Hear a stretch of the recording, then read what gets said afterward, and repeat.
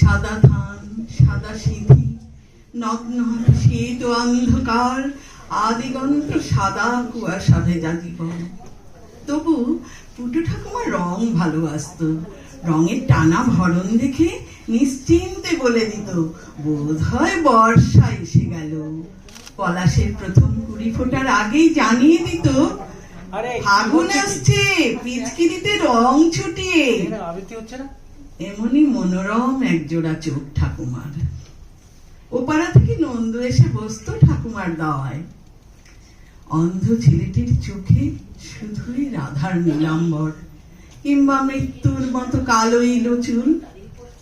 নন্দু জানতে চাইতো, অশোকে কুড়ি ধরেছে ঠাকুমা, গন্ধ পাচ্ছি যেন আকাশে রামধনু নেমেছে মহুয়া বনের দিগন্তে। কৃষ্ণচূড়ার ডালে বসেছে পদভোলা নীলকণ্ঠ পাখি। নন্দু গান শোনাতো ঠাকুমাকে, আছে সে নয়ন তারায়, আলোক ধারায় তাই না হারায়। ঠাকুমা ভাসত চোখের জলে।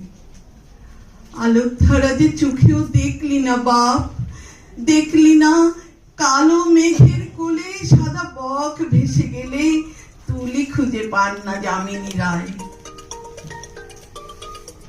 নন্দু জেদ করত, এবার দোলে কিন্তু একটা পিচকিরি কিনে দিতে হবে।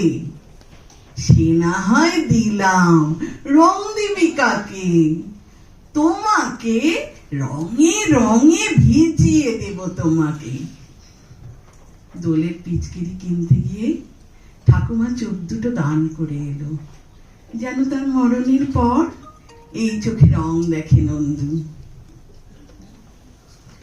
জায়েরা বলে, করেছ কি, পরজন্মে যে কানা হয়ে জন্মাবে।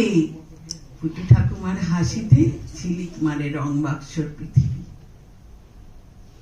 তারপর অনেকগুলো দিনের পর নন্দু পুটু ঠাকুমার চোখে আকাশ জুড়ে রামধনুর খেলা দেখে, আর পড়ন্ত বিকেলের নিকেল করা মোমবাতি রং। বলতে ভুলে গেছি, এখন ওকে নন্দু বলে ডাকলে খুব রাগ করে। নন্দু কেন জানো না আমার নাম কি? জ্যোতির্ময়। নমস্কার।